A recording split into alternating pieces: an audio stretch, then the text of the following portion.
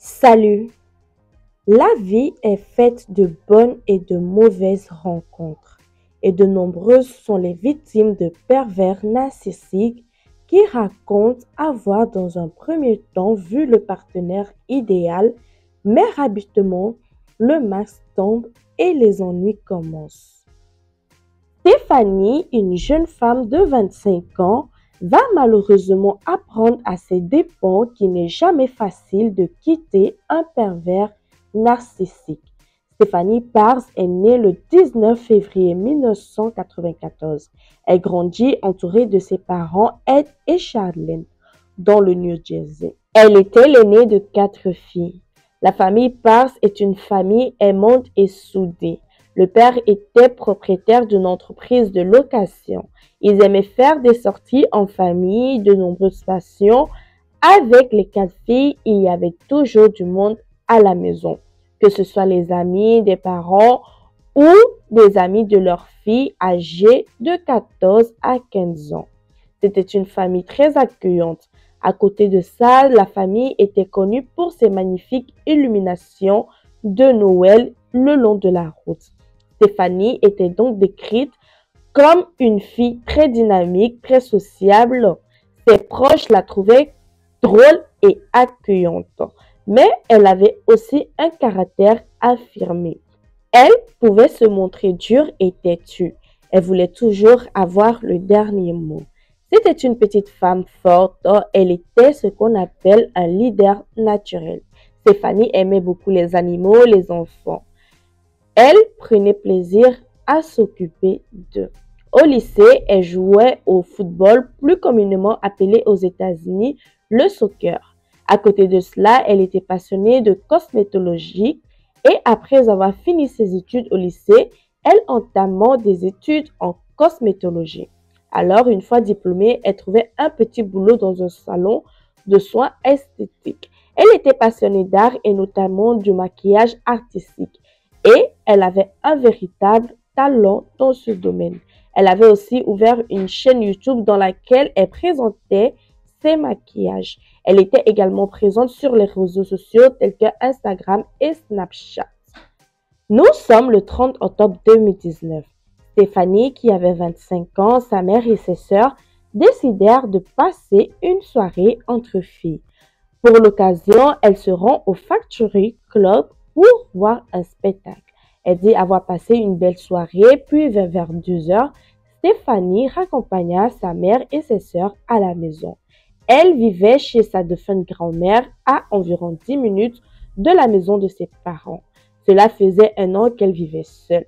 Elle s'était installée dans la maison de sa grand-mère depuis le décès de celle-ci.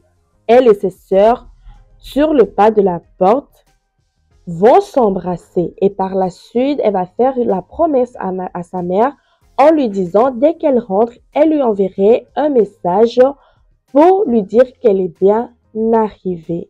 Et sa mère ne savait pas que c'était la dernière fois qu'elle verra sa fille vivante. Stéphanie et sa mère étaient très proches et il ne se passait pas une seule journée sans qu'ils ne s'appellent ou ne s'envoient un message. Lorsque Charlène ne reçoit pas de nouvelles de sa fille ce soir-là, elle ne s'inquiétait pas plus que ça. Elle se dit que peut-être que Stéphanie avait oublié. Mais lorsque le lendemain, elle essaie de l'appeler pour savoir si tout allait bien, Stéphanie ne répondit pas. Elle l'appelait plusieurs fois, mais en vain. Très inquiète, elle passera devant chez sa fille vers 16 heures et elle constate que sa voiture était garée dans l'allée.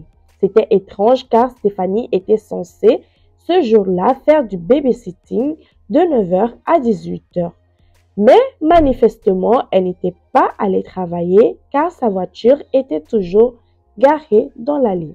Lorsque Charlène repassa vers 20 heures devant chez Stéphanie, la voiture était toujours dans l'allée. Mais cette fois-ci, elle décida d'aller voir ce qui se passait. Elle avait récupéré les clés et lorsqu'elle rentra dans la maison, elle vit que le chien de Stéphanie était également présent. Elle a également vu le téléphone de sa fille coincé entre le mur et le canapé. C'était très étrange car Stéphanie ne semblait pas être dans la maison, mais son téléphone dont elle ne se sépara jamais était là.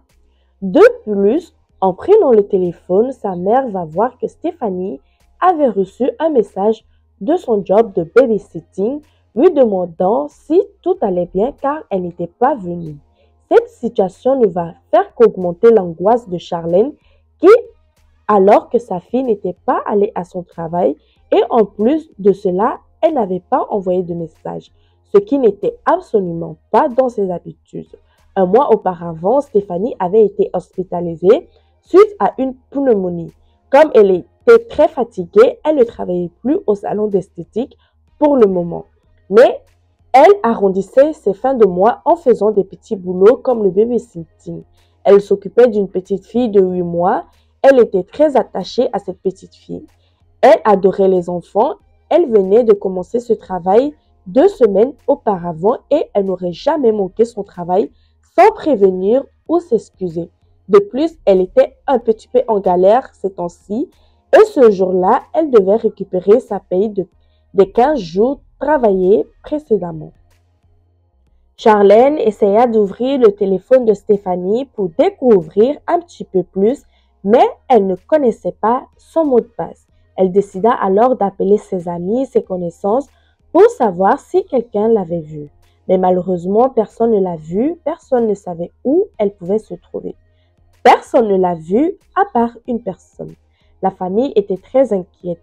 Tous se mirent à la recherche de Stéphanie. L'une de ses sœurs contacta son ex-petite amie, un certain John Holzingen, afin de lui demander s'il avait vu et contre toute attente, il va dire que oui, il avait vu. Il racontait alors que cette nuit-là, il s'était rendu chez Stéphanie vers 22 heures et qu'ils avaient passé la nuit là-bas. Le lendemain matin, lorsqu'il repartit au travail, Stéphanie était toujours à la maison. Elle se préparait pour elle aussi partir à son tour au travail. Après cela, il n'y a plus aucune nouvelle d'elle de toute la journée. Ce qui était encore plus inquiétant, c'est que John avait un passé de violence conjugale avec ses anciennes petites amies et certaines avaient obtenu une ordonnance restrictive contre lui. Il avait été accusé à 2 reprises de violence conjugale et Stéphanie elle-même l'avait accusé de violence en septembre, soit environ un mois plus tôt.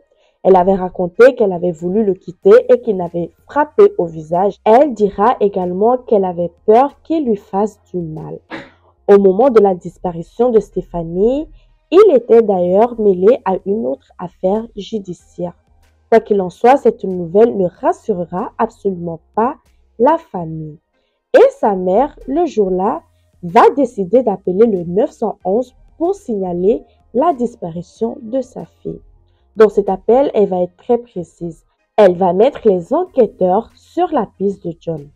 Après le signalement de Charlène, la police se mit aussitôt à sa recherche, en commençant par regarder du côté du petit ami. John était le fils de Cynthia et de Hakan. Son père était un chauffeur de bus d'origine turque et sa mère était cosmétologue. Tous les deux étaient originaires de Brooklyn et il était un agent de 29 ans. Il travaillait pour une société de courtage à Staten Island, mais il avait été renvoyé aussi au moment de la disparition de Stéphanie. Il était donc sans emploi. John était connu des services de police car il avait été arrêté en 2010 pour possession de drogue. En 2019, il fut 2 fois arrêté. Il fut également accusé par l'une de ses ex-petites amies, une femme dont l'identité n'a pas été révélée, d'avoir été violent. Il l'aurait attrapé par les cheveux, il l'aurait traîné et l'aurait frappé au visage. Et la seconde fois, c'était en septembre 2019. Stéphanie l'accusa de l'avoir frappé alors qu'elle avait tenté de le quitter. Il ne supportait pas qu'on le quitte. Pour lui, c'est lui qui doit quitter une femme. Lorsqu'elle était allée à la police pour déposer plainte, elle s'était confiée à ce moment-là et avait dit qu'elle avait peur qu'il s'en prenne de nouveau à elle. La police va obtenir un mandat de perquisition pour fouiller son téléphone. Les policiers vont très rapidement découvrir que John a envoyé 10 messages très agressifs à Stéphanie sur Facebook par SMS le soir de sa disparition, alors qu'elle passait la soirée avec sa famille. Je vous précise que sur son profil Facebook, Stéphanie se présentait comme célibataire alors que John, lui, se présentait comme en couple. Dans ses messages, il la blâmait pour les échecs de sa relation. Enfin, sachez que ce soir-là, Stéphanie n'a répondu à aucun de ses messages. Les policiers vont alors l'interroger et ils vont remarquer sur son cou des traces suspectes. Mais le pire reste à venir. En regardant sur son historique Google, les policiers vont découvrir des recherches concernant les images intimes des enfants, mettant en scène des enfants très jeunes. Et quand je vous dis très jeunes, c'est vraiment très jeune, puisque c'était des enfants qui avaient environ 3 à 4 ans. Aussi, le 8 novembre 2019, il fut arrêté à son domicile et accusé d'avoir des images intimes des enfants. Il passa quelques jours en prison, puis il fut libéré sous caution. Le 19 novembre, lors de l'audience, le juge le mit en garde et lui demanda de ne pas aller sur Internet, de ne pas prendre de drogue et de trouver un emploi. Son avocat dira que son client avait été mis en prison alors que l'enquête ne concernait pas les images des enfants, mais il enquêtait sur la disparition de Stéphanie. Les charges ne pouvaient donc pas, selon lui, être retenues contre son client. Alors, pour information, il risquait jusqu'à 5 ans de prison pour détention d'images des enfants. La police continuait à fouiller son domicile et ses 2 ordinateurs. Le 5 juillet 2019, alors qu'il était dans sa relation avec Stéphanie, il avait publié un post dans lequel il disait « Quand elle te dit « étouffe-moi », toi tu t'emballes et après elle est morte ». Donc, dans ce post, il faisait certainement référence à des relations sexuelles violentes. D'ailleurs, l'une de ses ex dira qu'il aimait ça. Il aimait bien, entre autres, étrangler ses partenaires.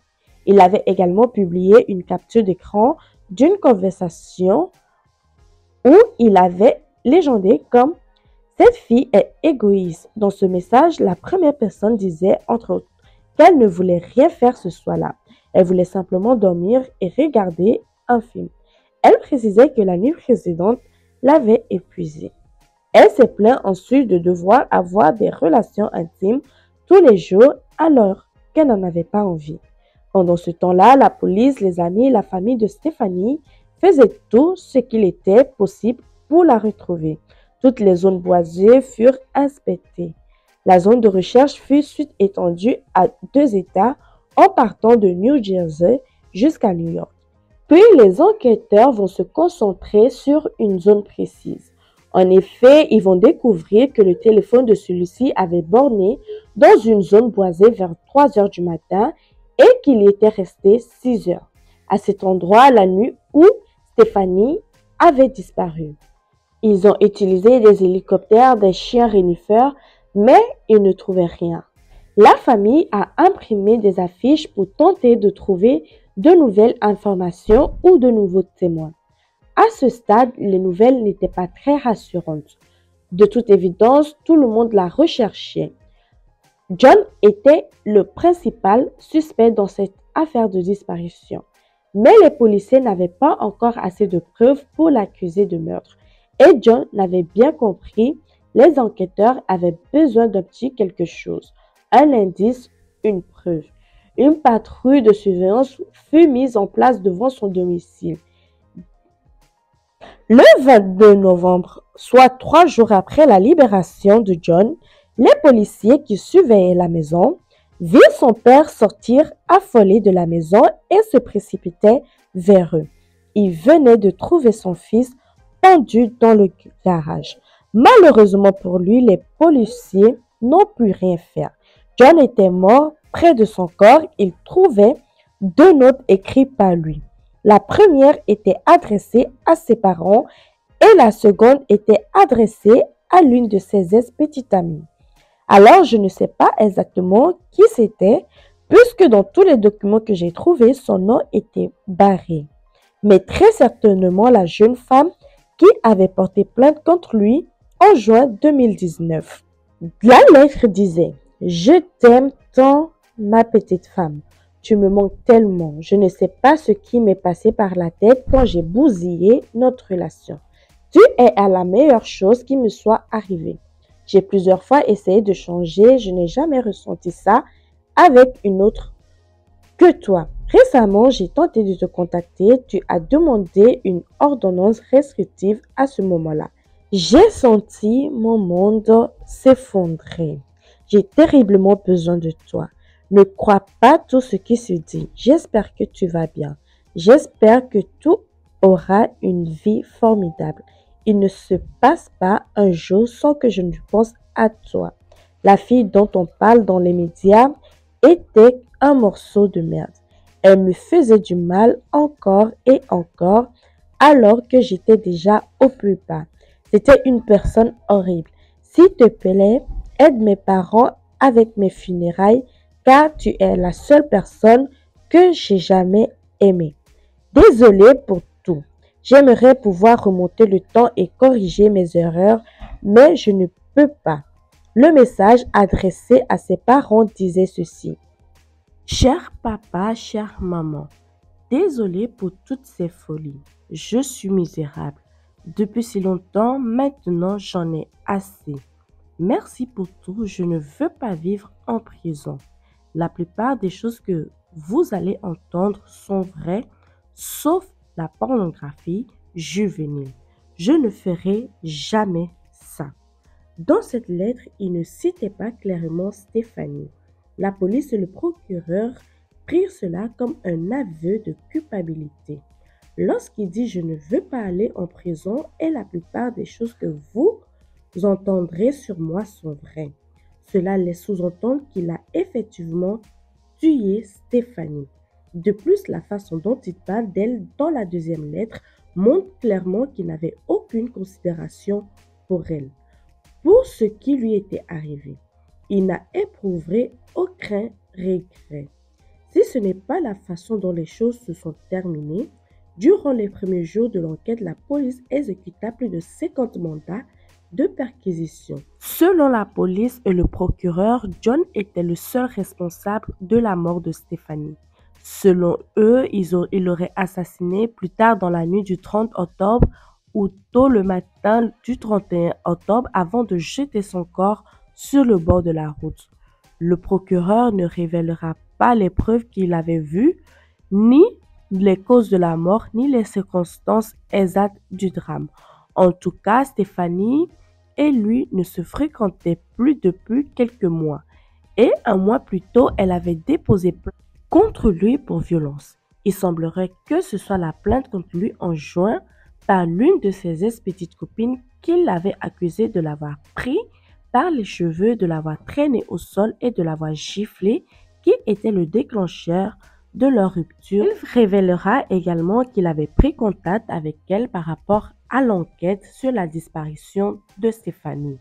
Mais il ne semblait pas du tout s'inquiéter pour elle. Il était son ex, il était déjà en train de traquer une autre femme. Mais les parents n'interpréteront pas la lettre comme un aveu de culpabilité de leur fils. Pour eux, leur fils était innocent, il s'est suicidé car la police avait fait pression sur lui. Il fit une déclaration publique à la famille de Stéphanie dans laquelle il dit « Nous sommes vraiment désolés pour sa famille et nous espérons qu'ils pourront trouver la paix à travers ce cauchemar.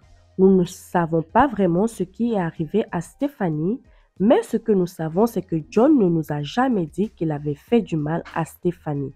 Nous pensons qu'il est innocent, mais toute la pression exercée par des fausses accusations et les recherches constantes l'ont amené à se suicider après le décès de leur fils et firent l'objet d'une enquête pour falsification de preuves.